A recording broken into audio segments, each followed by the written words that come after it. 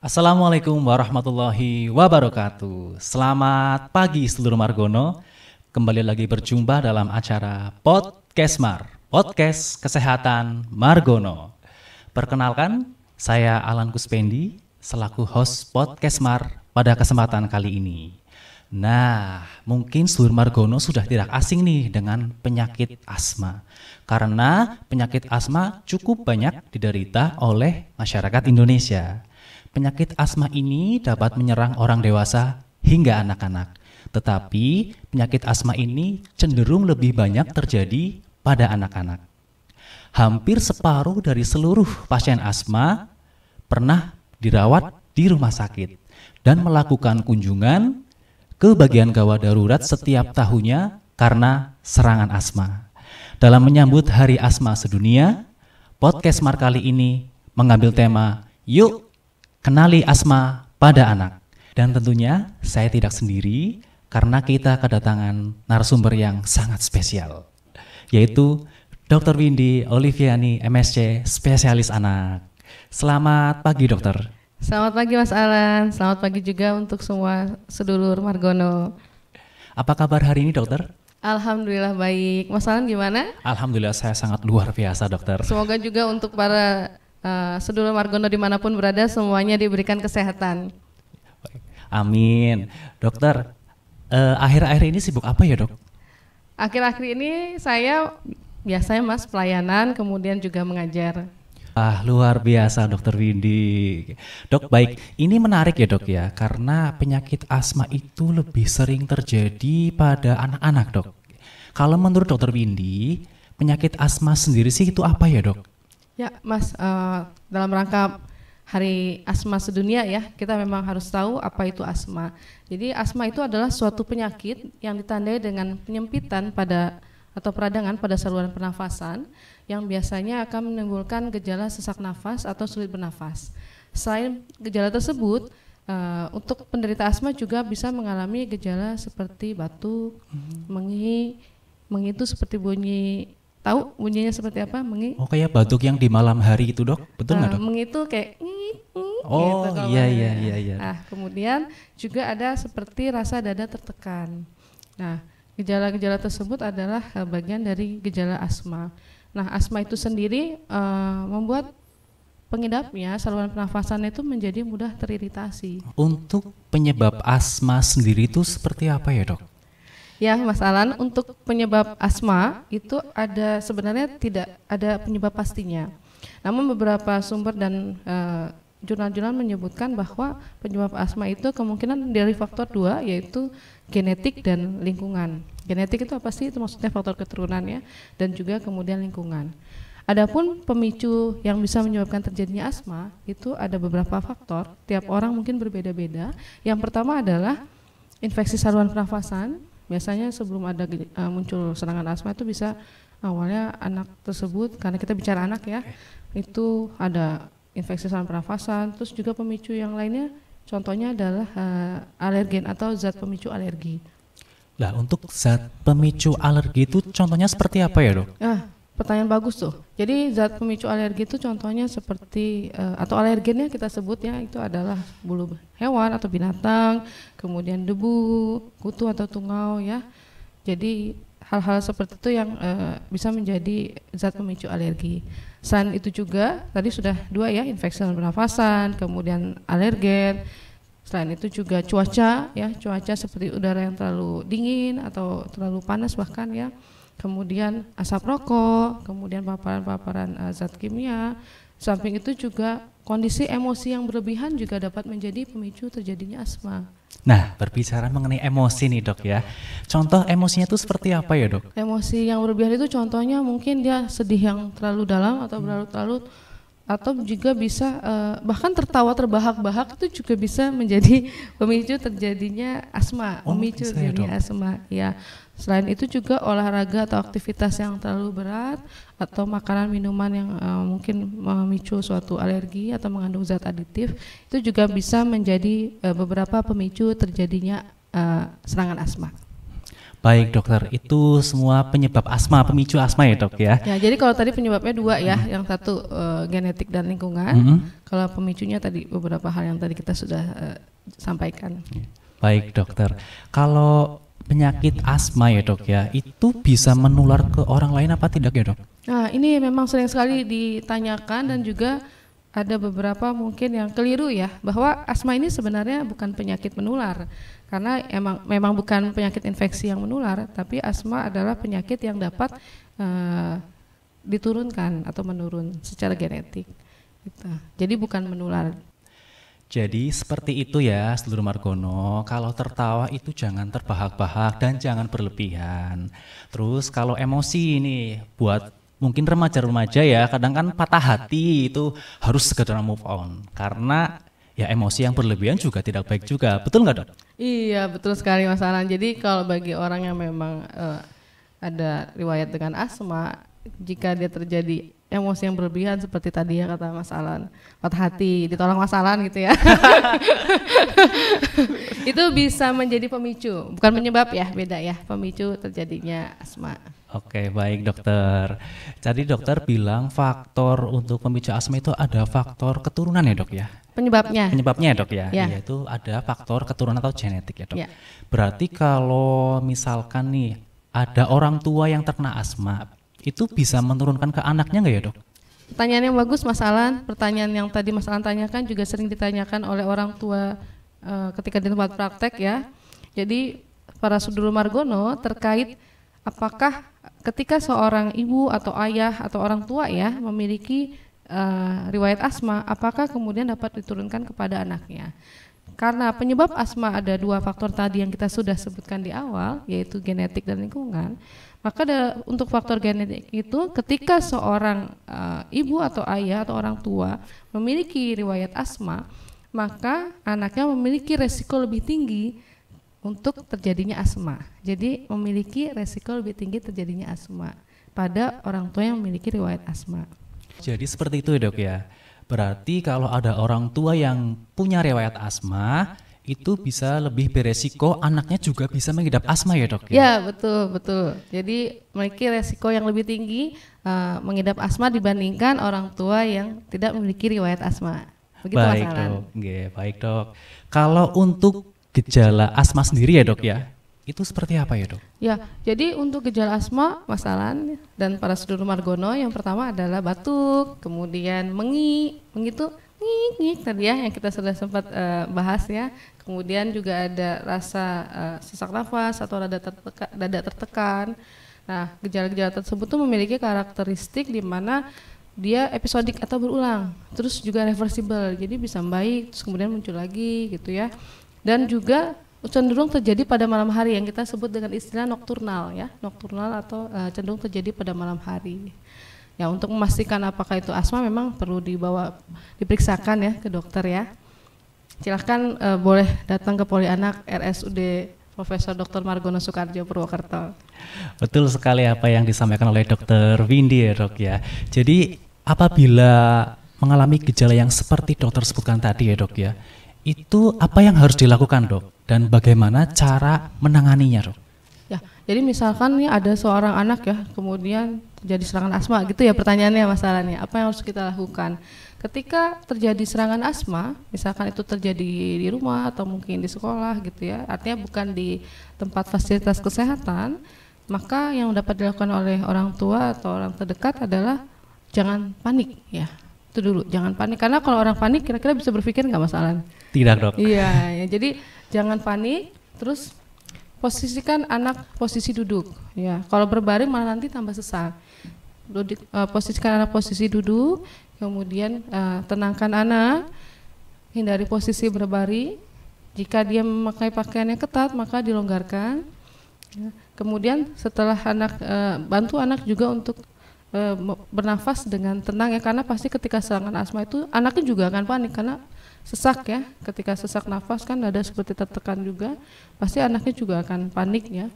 Dan setelah itu jika memang sudah terbiasa berobat ya ke dokter atau fasilitas kesehatan dan memiliki obat-obat asmanya, maka berikan obat asma tersebut yang dimiliki sesuai dengan anjuran dokter.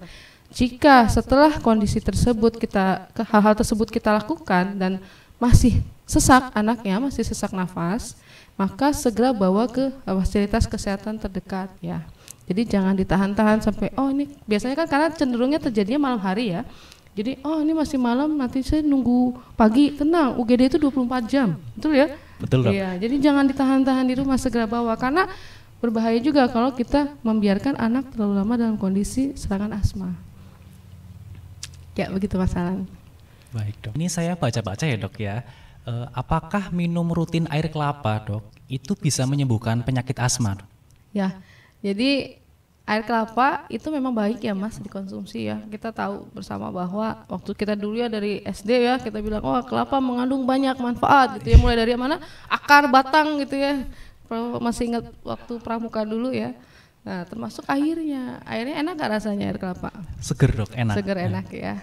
Buat es juga ya. Enak banget. Tapi hati-hati kalau asma pakai es ya, karena dingin bisa memicu juga. Jadi bahwa untuk apakah air kelapa itu, kita balik ya ke pertanyaan Mas Alan, apakah air kelapa dapat membantu mengobati asma?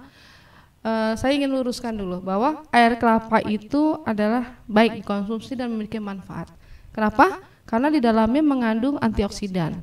Antioksidan itu dapat meredakan peradangan ya, peradangan yang ada terjadi termasuk juga peradangan pada saluran pernapasan.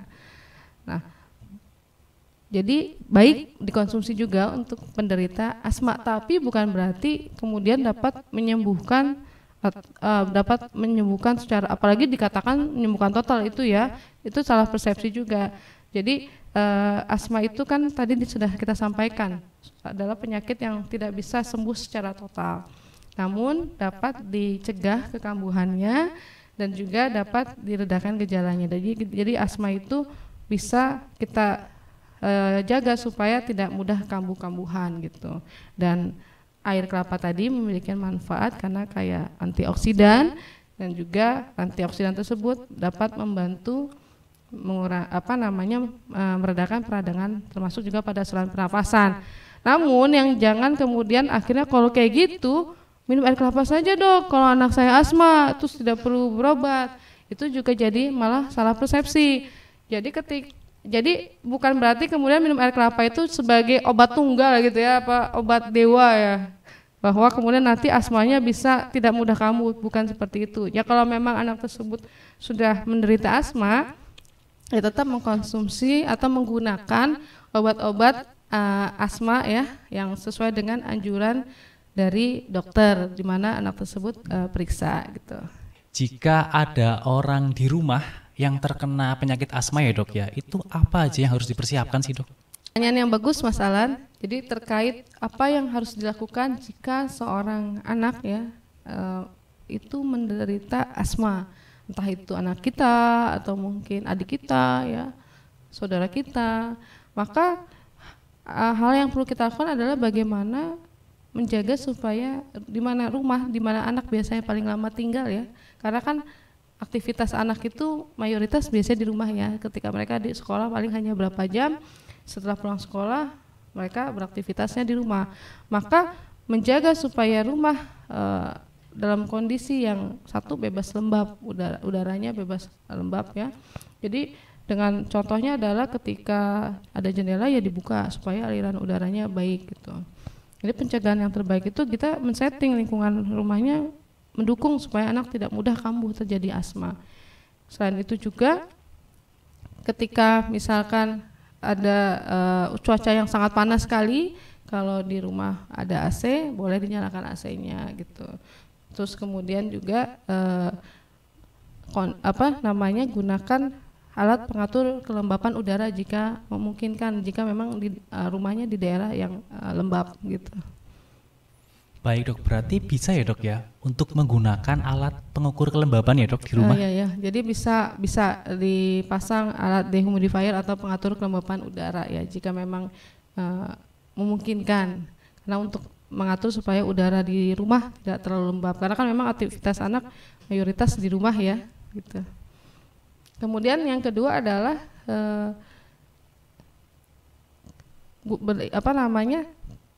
hindari bunga gitu, serbuk sari gitu ya. ketika memang seorang anak menderita asma dan dia salah satu zat alergen pemicunya adalah serbuk sari, walaupun mungkin tidak semua ya, cuma memang banyak yang kemudian ternyata zat alergennya adalah serbuk sari atau dari bunga itu ya.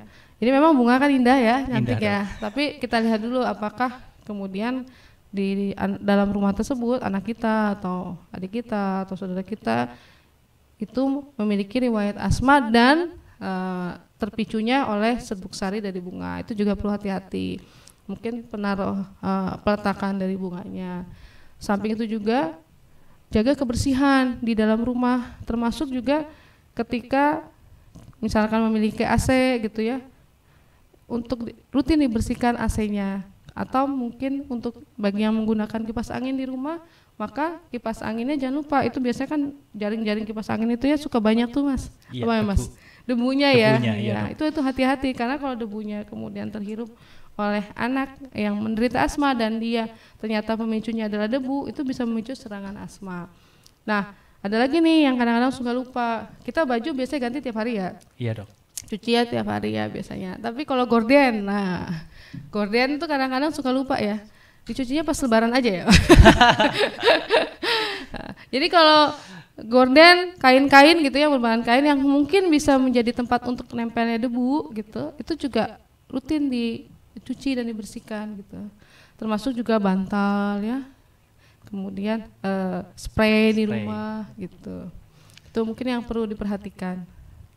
Oke, Dokter Windy, berarti betul yang seperti disampaikan oleh Dokter Windy bahwa penanganan pertama yang terbaik adalah di rumah ya dok ya? Ya, pencegahan bagi anak ya, karena memang mungkin anak mayoritas aktivitasnya di rumah ya, gitu. Termasuk juga sebenarnya tidak di rumah, di sekolah juga, ketika di sekolah kan juga tetap harus bagaimana lingkungan sekolah dijaga kebersihannya, baik lingkungannya maupun kebersihan udaranya, gitu Mas. Oke dok, untuk penyakit asma sendiri ya dok ya, itu bahaya apa enggak ya dok? Ya, jadi memang asma itu adalah penyakit yang mengenai saluran pernafasan ya. Nah, kita tahu tuh saluran pernafasan adalah sesuatu yang vital ya. Nah, kalau misalnya dibekap, masalah saya bekap kita bukan ya, nanti saya masuk penjara. Kalau dibekap kira-kira berapa tahan lama gitu. Kalau kita tidak bernafas, bisa meninggal enggak? Bisa. Ya, karena asma kan kesulitan bernafas juga. Jadi pada kondisi serangan asma, ya pada asma itu ada yang serangan ringan, kemudian ada yang bahkan sampai mengancam nyawa. Nah itu yang perlu kita waspadai. Asma ini dapat menyebabkan kematian loh, gitu. Jadi ketika ada anak ya yang menderita atau mengidap asma, maka kita perlu waspada karena bisa yang fatalnya bisa sampai pada kematian kalau terjadi serangan yang mengancam nyawa. Jadi kalau mengalami kondisi tersebut, segera bawa anak ke rumah sakit atau fasilitas kesehatan terdekat. Ya. Oke, Dokter Windy. Baik dok, barangkali ada yang ingin dokter sampaikan kepada sedulur Margono nih, yang orang tuanya punya anak dengan pengidap asma dok. Ya, pada sedulur Margono dan juga pemirsa yang menonton podcast kita ya, bahwa jika seorang anak ya mengalami atau mengidap asma, maka hal-hal yang perlu kita jaga ada satu, jaga kebersihan lingkungan ya, terutama tempat tinggal, pastikan juga kondisi udaranya bersih ya, jaga kebersihan udara. Jadi sebenarnya ini kerjasama semua pihak ya Mas ya, terkait kebersihan juga. Jadi bukan hanya sebenarnya orang tua dan si anaknya ya, tapi semuanya, kita semua, termasuk orang yang tidak menderita asma gitu ya. Jadi semua kita harus jaga kebersihan lingkungan. Selain itu juga yang kedua adalah kenali faktor-faktor pencetusnya atau pemicunya apa saja. Misalkan debu kah, terus kemudian serbuk sari gitu. Termasuk juga hewan peliharaan yang berbulu ya, yang biasanya menjadi pemicu. Itu juga harus perlu mengenali apa-apa yang kemudian memicu si anak terkena serangan asma kembali gitu, kambuh. Gitu. Samping itu juga jika memang anak tersebut mengalami gejala asma, segera periksakan ke dokter untuk memastikan apakah memang terdiagnosis asma, dan juga jangan lupa jika memang sudah terdiagnosis asma, misalkan dokter memberikan obat-obatan, maka gunakan obat tersebut sesuai dengan anjuran dokter dan kontrol juga ya, jangan lupa kontrol sesuai dengan waktu yang telah ditentukan gitu. Jadi jangan loss kontrol, jadi rutin kontrol, jangan sampai rasa sudah baik nih, udah 1 bulan kayaknya tidak kambuh, terus bulan depan nggak perlu lagi deh kontrol. Kalau dari dokternya meminta untuk kontrol, maka tetap berangkat kontrol. Justru yang kita harapkan itu kan anak tersebut terus terjaga supaya tidak serangan gitu. Jadi harus dipantau. Oke dokter, ini pengalaman saya ya dok ya. Pengalaman saya dulu pernah memelihara hewan dok yang berbulu yang tadi dokter sampaikan ya dok ya. Itu boleh apa tidak ya dok? Ya, kalau memang ingin memelihara hewan ya berbulu, pastikan dulu ketika memang memiliki anak dengan riwayat asma, pastikan dulu apakah hewan yang berbulu tersebut ya bulunya sebenarnya ya bukan menjadi pemicu terjadinya serangan asma tuh. Terus pastikan juga ketika ingin merawat hewan jangan lupa untuk jaga kebersihan si hewannya tersebut juga gitu ya. Tapi kalau memang di dalam rumah kita itu ada anak yang mengidap asma, maka kita perlu hati-hati, memastikan dulu apakah dia terpicu. Biasanya karena bulu binatang itu sering menjadi pemicu untuk terjadinya asma gitu. Kalau memang aman ya silakan, tapi tetap menjaga kebersihan hewan tersebut. Oke dokter Windy, terima kasih dokter Windy atas ilmu yang sangat bermanfaat dan juga waktunya. Semoga bermanfaat buat seluruh Margono yang ada di rumah ya dok ya. Amin, sama-sama Mas. Terima kasih juga atas kesempatan yang diberikan kepada saya sehingga dapat kita sharing-sharing lah ya, iya, dok. Terkait asma dalam rangka Hari Asma Sedunia. Oke dokter Windy, baik seluruh Margono, asma bukan penyakit menular, namun merupakan penyakit yang diduga diturunkan secara genetik. Jika orang tua mendapati anak dengan gejala-gejala asma yang seperti telah disebutkan sebelumnya, segeralah periksakan anak ke dokter. Selain itu, kenali faktor-faktor pencetus asma pada anak. Dengan demikian, penyakit asma dapat dicegah dan dikendalikan. Betul ya dok? Ya betul sekali, supaya tidak sering kambuh ya.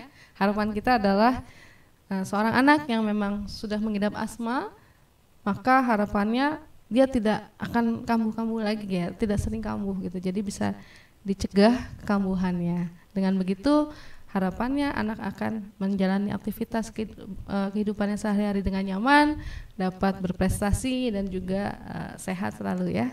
Amin, amin ya rabbal alamin. Akhirnya saya Alan Kuspendi pamit dan Dr. Windy Oliviani pamit. Terima kasih atas kebersamaannya. Wassalamualaikum warahmatullahi wabarakatuh.